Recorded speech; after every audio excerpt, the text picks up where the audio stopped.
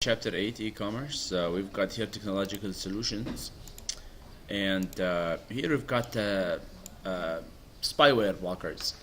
Anyone is using a spyware blocker?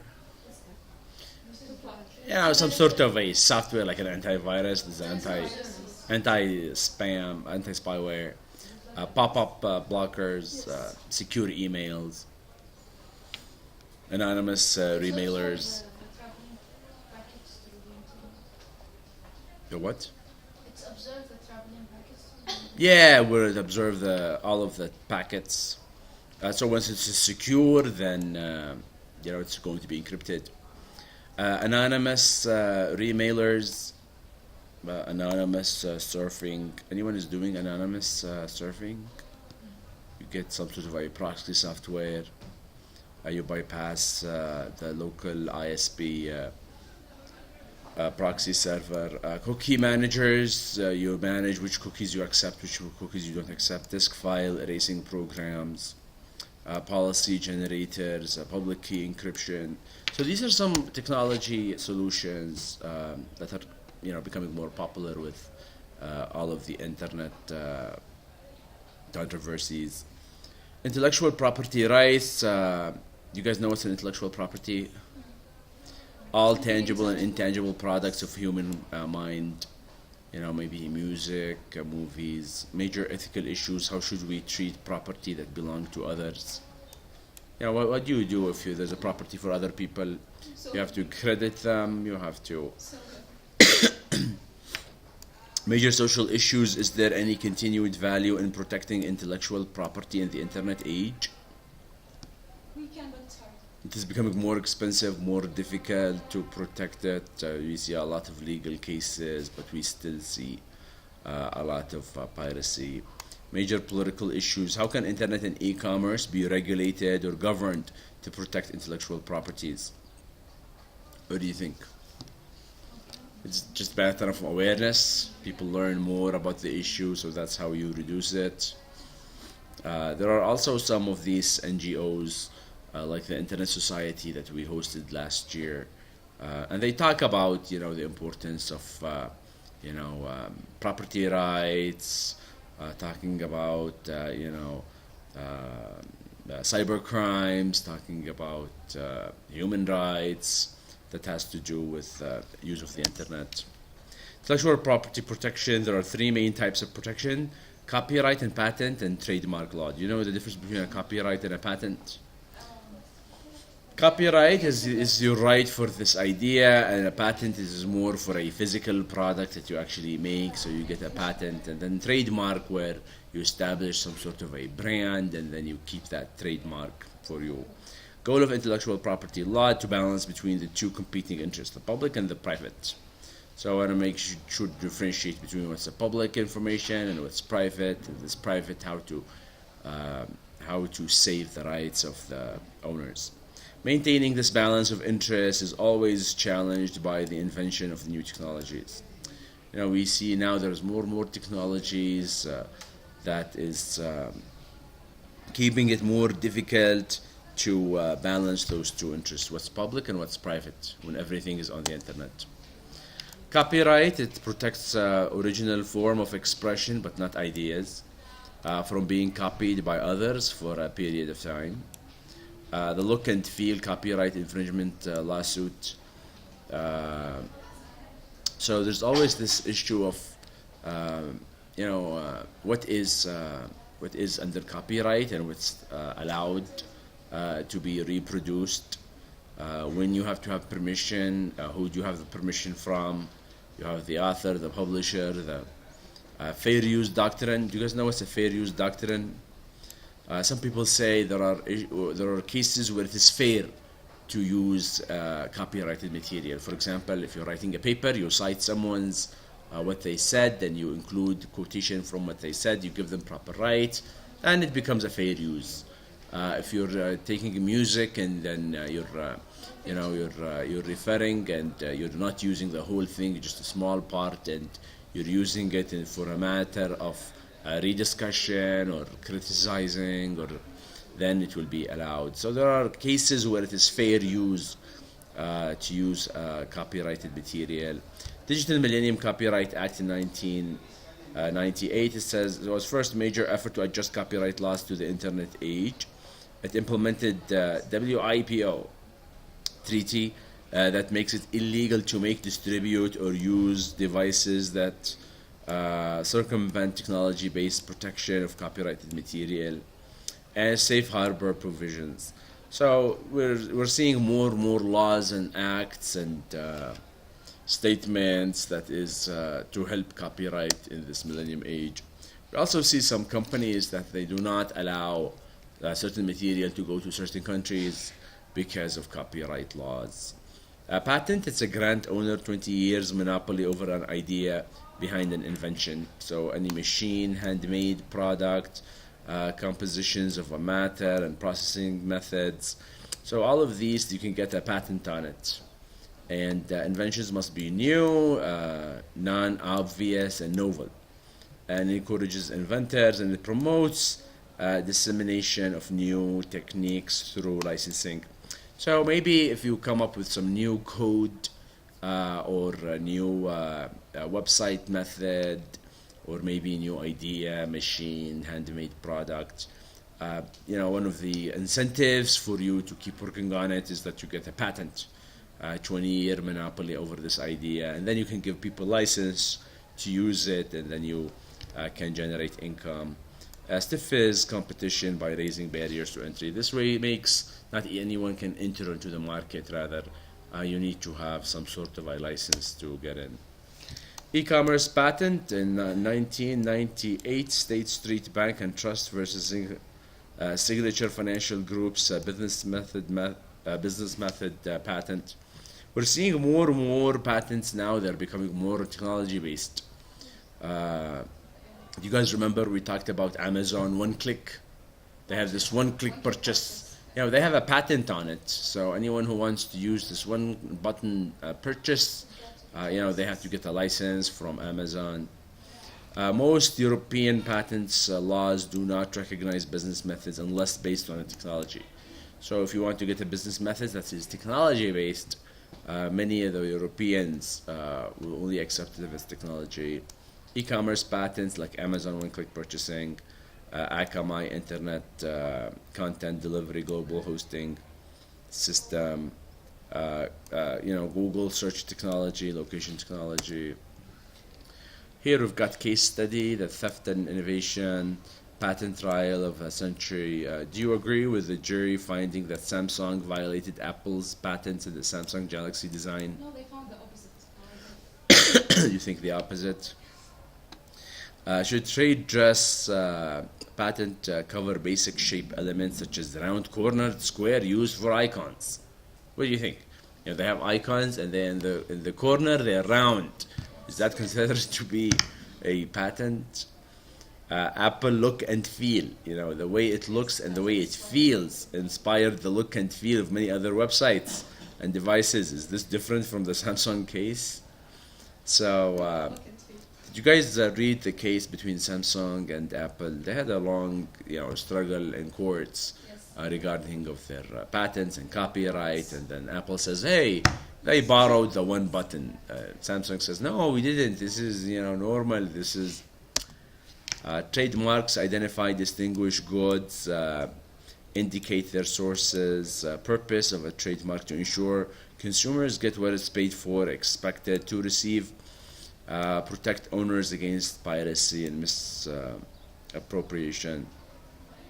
So the idea of a trademark, how we make sure that people get the trusted product or service they're expecting. And then the infringements, market confusion and bad faith. Some people start to use other people's trademark, then will be market confusion. Imagine you buy a product, it says Apple on it, but in fact it's not from Apple, then maybe that will confuse you. Sometimes some people will do it for bad faith, to deceive. Delusion behavior that weakens connection between trademarks and products. Trademarks and the internet, cyber squatting and brand jacking, anti-cyber squatting, consumer protection. You don't want, the idea is we don't want if you have a brand name, you want to maintain it and you want to keep it, and people continue to trust it. And then, should other people start to, fake it, then that's going to cause, trouble for the market. Cyber piracy, typo squatting, meta tagging, keywording. Do you guys know keywording becoming more popular with this SEO? You try to put all the keywords that will get you, so when the customers search for the real product, you're there. Linking and deep linking. The idea of linking and deep linking is, how you make sure that, when people search, you want them to reach a particular page, and then you try to, link and do a lot of links to that page, and you do deep links to a deep in the website, so that search engine starts to think this is an important, reference. So if someone searched, they will reach to this page, and that can also lead to confusion. And the idea of farming. It's farming. Do you guys know what's farming? Do you remember there's like a click farm? It's not that one. Something different. Huh? It's not the same as that previous one. That was farming. Framing? Yeah, yes, this is framing. Yeah, framing is it's framing. I don't know. It's different than farming. Let's see. Yeah, so here framing, it involves displaying the content of another website inside your own website. So within a frame or a window. So with this, you basically you take other people's information or content and you make it part of your website.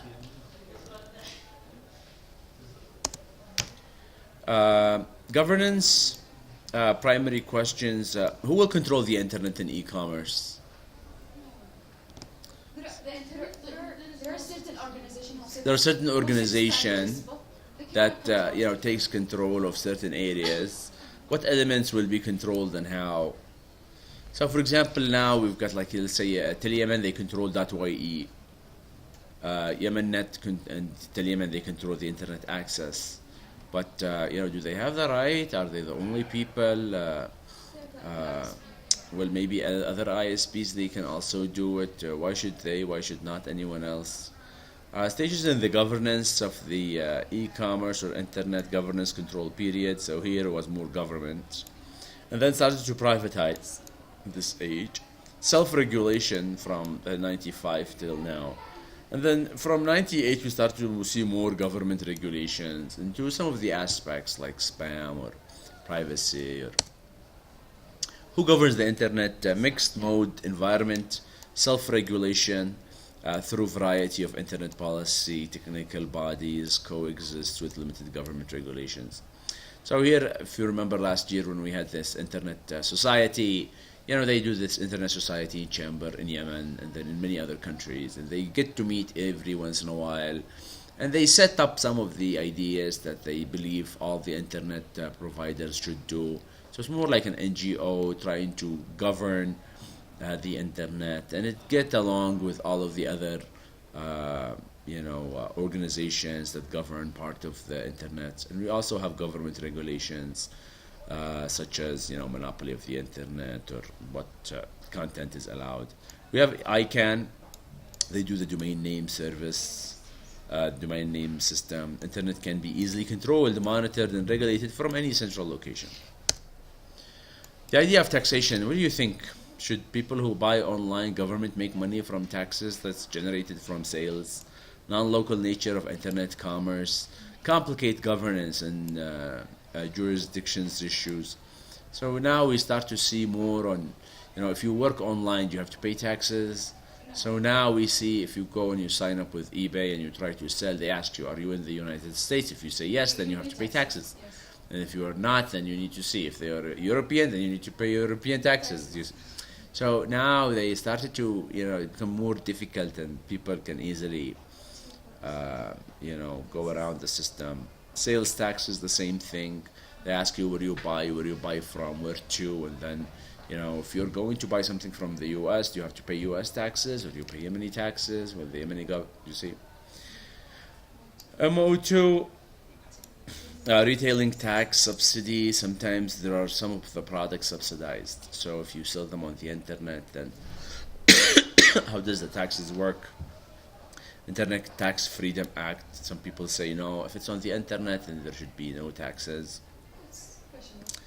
Further complications, we've got merging of online and offline commerce. Some businesses, they're online and offline. So you come, you buy from them, and then they can consider the purchase online, and therefore there's no taxes. Taxations of services. People who provide services, do they have to pay taxes, especially if they are online or a barter basis? Because the internet has lowered the transaction cost, and therefore communication is very big and easy, and people can just do services online with big ease. Internet sales tax battle. Given the nature of the internet, should sales tax be based on the location of the consumer rather than the seller? Because normally now taxes is based on the seller. So where is the seller, where they operate in, they have to pay tax to the local. Should we now move from a seller tax to a buyer tax? So where's the buyer is what we care about in terms of the taxes. Because remember, if you're offline, you have an office, then your location of the buyer is already known and it's next to the seller. But now, since that they're on a distance, do you think it makes sense that the taxes will be based on where the buyer is? Why is there a struggle to define the nature of small business? How big is a small business? Because remember, on the internet, you can be very huge. If you think about Facebook, it's bigger than maybe 3, 4, 5 car companies. Are bricks and click retailers disadvantaged by local sales tax laws? What do you think? Are the sales tax are better for online? So those brick and click, they have, they're not online 100%. Therefore, they have brick. Therefore, they have to pay the taxes, income taxes. Net neutrality. What do you think? Is the internet, is it neutral? All internet activities charge the same rate regardless of the bandwidth used. What do you think if you start to go to YemenNet and the local ISP, and you ask them, I want internet, then they give you 3 packages, they all 1 megabyte. But if you take this first package, then we'll give you priority. What do you think of the idea of prioritizing internet? For example, here on campus, maybe offices, they have more priority for the internet bandwidth than those wireless, which basically says, instructor got more bandwidth compared with students on average. So this idea of differentiating price strategies, cap pricing, maybe speed tiers, you start to see if you want this speed, you pay this much. Usage metering, congestion pricing. So if during congestion time, maybe we give you more, you have to pay more. The highway tool pricing. You guys know what's that tool pricing? If it's rush hour, you want to get fast internet, then you have to pay more. What do you think? Is that fair? Comcast lowers users for certain traffic. So if you're going to this website, which is torrent, then we give you slow internet. If you go to this website, which is their email maybe, then we'll give you fast internet. We've got this FCC's 2010 compromise net neutrality rules. So there are also some new rules now that looks into these topics. Public safety and welfare, protection of the children. What do you think? Is children under a big attack, or Yes, they are. is there a strong sentiment against pornography? Passing legislation that will survive court challenges has proved difficult. Effort to control gambling. What do you think? Should gambling be allowed on the internet? No? They should restrict sales of drugs or cigarettes. There should be more difficulty to buy drugs or cigarettes on the internet. No, it's gonna be easy. Yeah, but there are some efforts to control it. What do you think? It Is has to. They have to? Yes.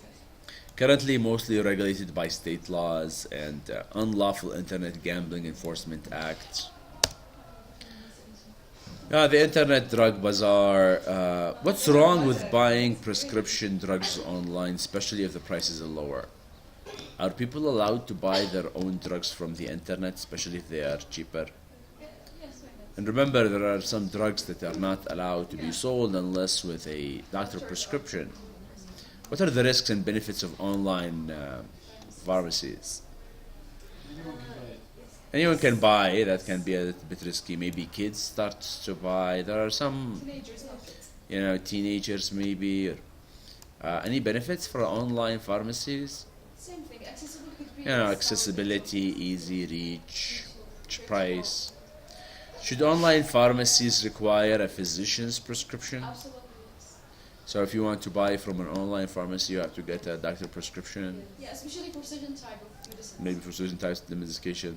Because remember, there's an authentication issue. That Yes. you can go to the doctor and then make the order, and someone else receive it.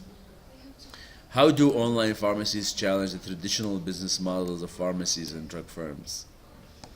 What do you think of online pharmacies? What is that they do that is very unique compared with the traditional pharmacies?